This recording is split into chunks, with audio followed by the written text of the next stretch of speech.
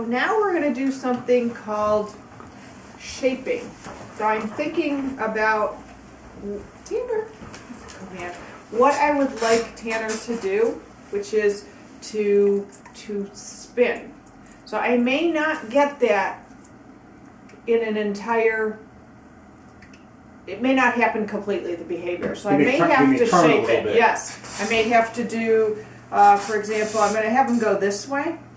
So it might just be that all I get is his head turning this way, or maybe one step, or maybe two steps. So I'm going to have to maybe shape the behavior.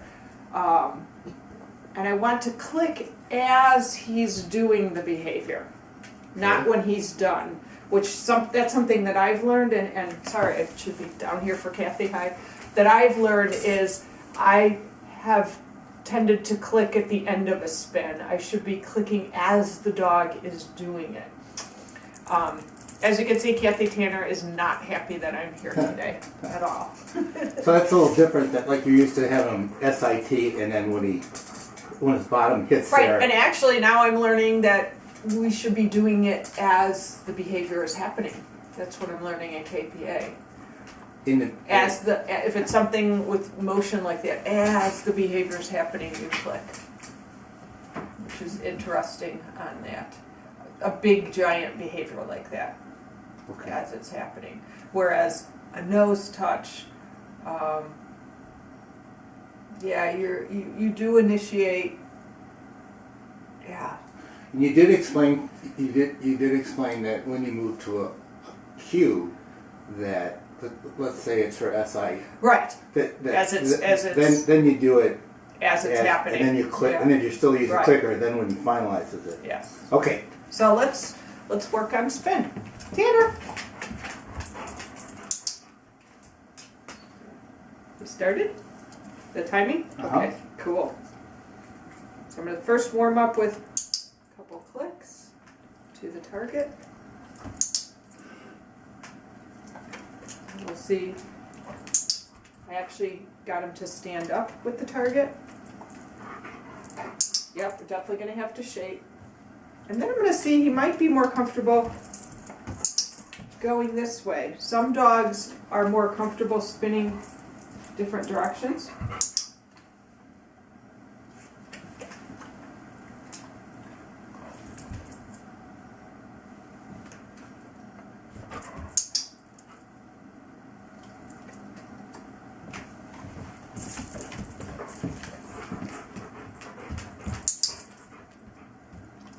I am going to do something a little different and toss the treat so he's standing up.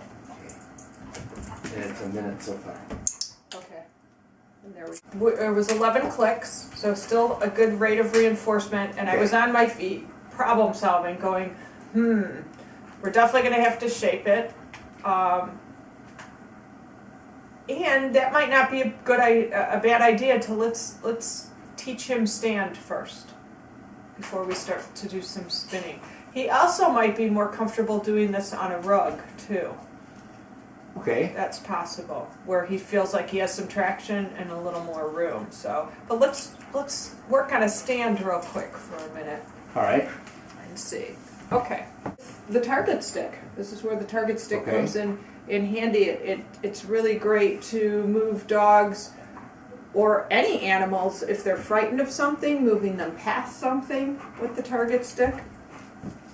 If that makes sense. So we had to think about how to move an animal into an enclosure using a target stick, a wild animal. So it is interesting what you can do with a target stick. So for the stand, I just want, and thinking in my head, I just want him to come forward and stand. I don't want him to take a step. So that's what I want his stand to look like. So I'm going to have the target right by his nose and pull it along to get him into a stand. Tanner?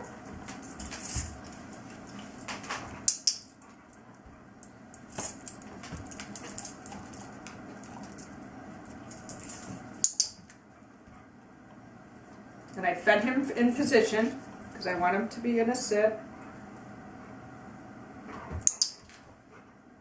Not quite right there. Again, shaping it. You saw where his butt was still kind of in a down position.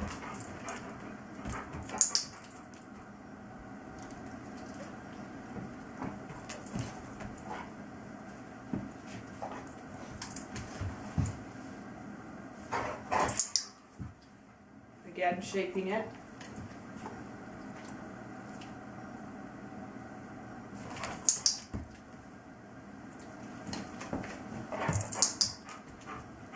See how his butt's still a little bit down, so I'm having to watch his whole body.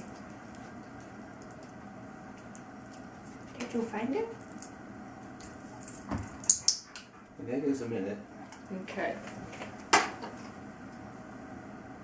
Rate of reinforcement went down. 1, 2, 3, 4. I didn't. That's 5. So there's 12 from 20 is Pretty much 8. 8. Okay, so rate of reinforcement went down. Do you know why it went down? Can you think about it? Well, it was a new thing. That, and I was tossing the treat away. Yep. Okay, And so both of definitely a them. new thing. Yeah, absolutely. So, do you But- see what I meant about shaping? Like there was points where I was still clicking, he was starting to get up. I didn't get the whole picture. I didn't get him to completely stand up. So that's sort of so it's good the way you were making him do enough new stuff that was a little challenging, but you did it in a way where there were still 8 clicks. I mean, so Yes, so- good point. so Yes. if what he was doing is moving in the right direction, then you sort of found the right rate of moving Right, him that way. right, exactly. I was playing around going, okay, because, you know, I have in my head what I want the stand to look like and how I'm probably going to have to progress with it. And you also don't want to push the dog, and you want to just move slowly. Like, okay, I didn't expect an entire stand out of him. But, you know, his butt went up at one point, and look how tired he is. He's had Jolly Ball and training sessions. But let's try a couple more minutes, and then you can look back at this in practice. This is really cool for you to have this, and for me, I would like to look at it too and see. I'll be like, yeah, that's what I did. But let's see if a rug helps, even with the stand, to give Okay. him some traction. That might be what's going on. All right, let's go in the living room then. Okay. And you may have to